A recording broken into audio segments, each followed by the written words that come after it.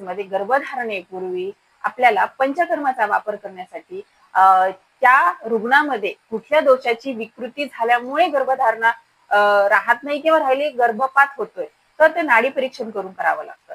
मुख्यतः वात दोष आणि पित्त दोष ह्यांच्या प्रकोपामुळे गर्भधारणा एकतर राहत नाही आणि राहिली तर ती टिकत नाही, वारंवार गर्भपात होतो।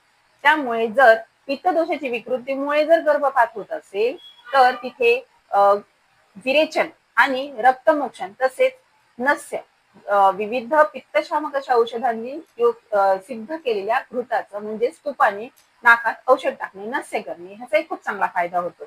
तर वातदोषाच्या विकृतीमुळे जर गर्भपात होत असेल तर तिथे बस्ती ही चिकित्सा वापरण्यास सांगितलेली आहे। परंतु विशेषतः बस्ती ही चिकित्सा खूप जास्त उपयोगी अशा केसेसमध्ये पडते, कारण की बस्तीमध्ये वात, पित्त आणि कफ या तिन्ही दोषांच्या विकृतीला कमी करणे असं उल्लेख आलेला आहे। त्यामुळे बस्तीला आयुर्वेदात अर्धी चिकित्सा असे म्हटलेले आहे। त्यामुळे अशा केसेसमध्ये आपण नक्कीच आयुर्वेदाकडे वळावे आणि आयुर्वेदातील पंचकर्म आणि औषधीचा फायदा करून घ्यावा। धन्यवाद।